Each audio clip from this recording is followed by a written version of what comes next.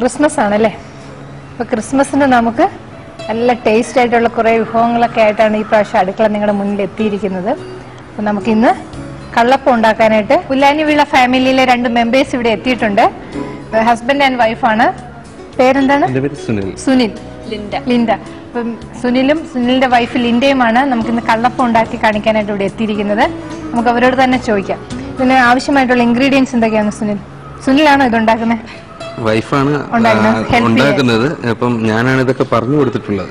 സുനിലാണ് ഇതെല്ലാം പറഞ്ഞു കൊടുത്തിട്ടുള്ളത്. വൈഫിനെ കൊണ്ട് ഇത് പറഞ്ഞു കൊടുത്ത് ചെയ്യിപ്പിക്കുകയാണ് ഓരോ കാര്യങ്ങളും. ഓ ശരി ശരി. അപ്പം ഇതിന് ആവശ്യമായിട്ടുള്ള ഇൻഗ്രീഡിയൻസ് എന്തൊക്കെയാണ്? നമുക്ക് അരിമാവ് തലേ ദിവസം വൈകിട്ട് ആട്ടി വെക്കുക. ആട്ടി വെച്ചതിന് ശേഷം അത് കപ്പയെ പോലെ കാച്ചിട്ട് കുറച്ച് അരിമാവ് എടുത്തിട്ട് വെള്ളത്തിലിട്ട് കാച്ചിട്ട് അത് മാവ് കാച്ചി അതിനകത്ത് ഒഴിക്കുക. അതിനുശേഷം പിറ്റേന്ന് രാവിലെ നമ്മൾ തേങ്ങ അരച്ച് ഇതിനകത്ത് ഇടുക, ചേർക്കുക. അതിനുശേഷം കുറച്ച് കള്ളൊഴിക്കുക. കള്ളൊഴിച്ചതിന് ശേഷം ഉപ്പ്, പിന്നെ സോഡ പൗഡർ, ഇത്രയും കൂടി ഇതിൽ മിക്സ് ചെയ്ത് നല്ല തിളക്കി വെച്ച മാവാണ് ഇതില്ലേ. അപ്പൊ അരി കുതിർക്കുമ്പോ നമ്മൾ എത്ര മണിക്കൂർ ഇത് കുതിർക്കണം? തലേന്ന് ഒരു 1-2-3 മണിക്കൂറിനാവും അരി കുതിർത്ത് കിട്ടും. അത് തലേ ദിവസം തന്നെ ആട്ടി വെച്ചിരുന്നു കഴിഞ്ഞാൽ നമുക്ക് നല്ല സോഫ്റ്റ് ആയിട്ടുള്ള അപ്പം കിട്ടും. ഇപ്പം ഇതിനകത്ത് നമ്മൾ അരി മാത്രമേ ചേർക്കുന്നുള്ളൂ അല്ലേ? ആദ്യമേ അരി മാത്രമേ ചേർക്കുന്നുള്ളൂ. അതിനകത്ത് വേറൊന്നും അരയ്ക്കുന്നില്ല. അപ്പൊ ഇത് എന്താ പച്ചരിയാണോ?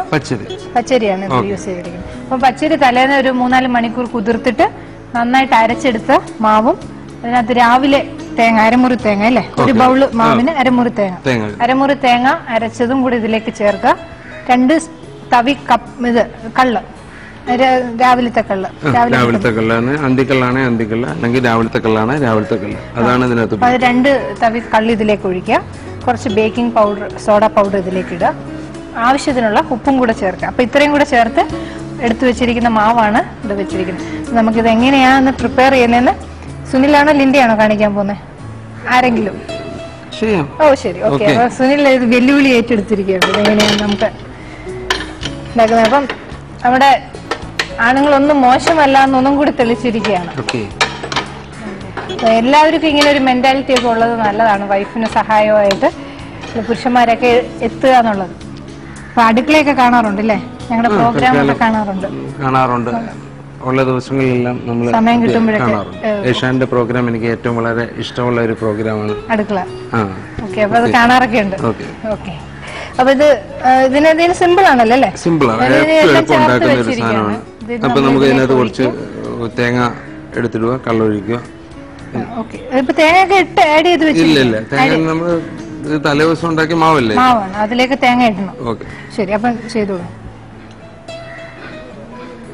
അപ്പൊ ഇതിലേക്ക് നമ്മള് കുറച്ച് കള്ളും കൂടെ ആഡ് ചെയ്യും അല്ലേ?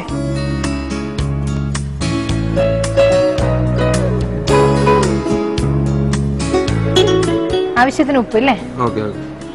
പഞ്ചസാര ഇടുവോ ഇതില്? ഇല്ല, പഞ്ചസാര നമുക്ക് കുറച്ച് മധുരം കാണുമല്ലോ കള്ളപ്പത്തിന്.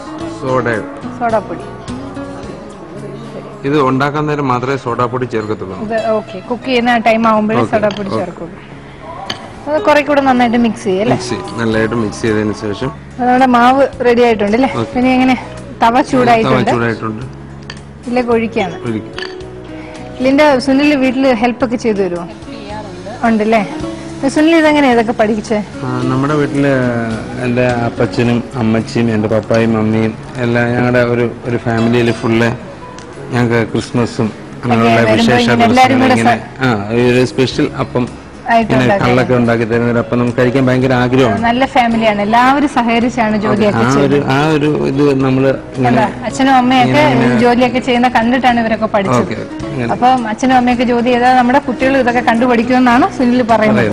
നമ്മൾ ഇതിന്റെ കൂടെ എന്താ കഴിക്കാനായിട്ട് യൂസ് ചെയ്യുന്നത്? നമ്മള് മട്ടൺ സ്റ്റൂ, ചിക്കൻ ഏതാന്ന് വെച്ചാൽ അന്നേരത്തെ നമ്മുടെ ഇഷ്ടം പോലെ മുട്ടക്കറിയൊക്കെ എല്ലാം കൂട്ടി കഴിക്കാവുന്ന ഒരു.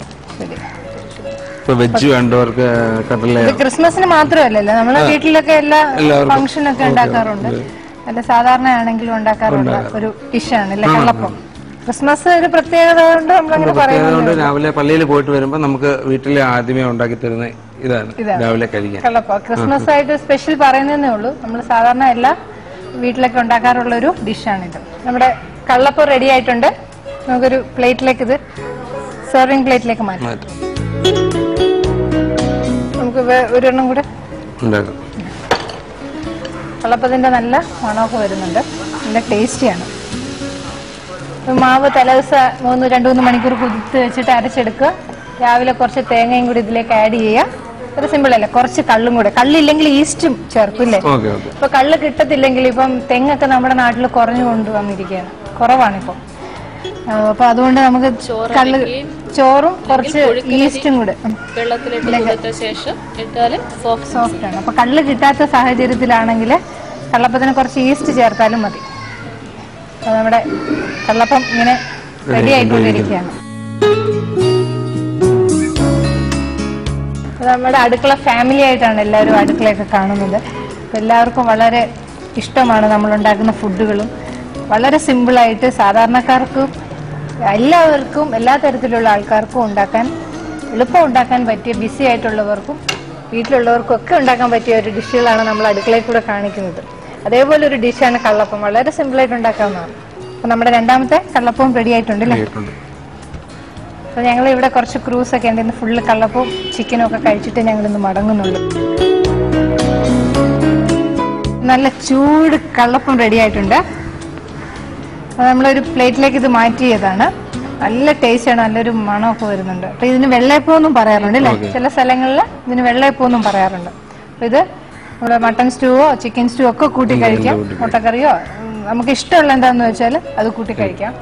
വളരെ ടേസ്റ്റിയാണ്. നിങ്ങൾ ഇതെല്ലാവരും ട്രൈ ചെയ്ത് നോക്കണം.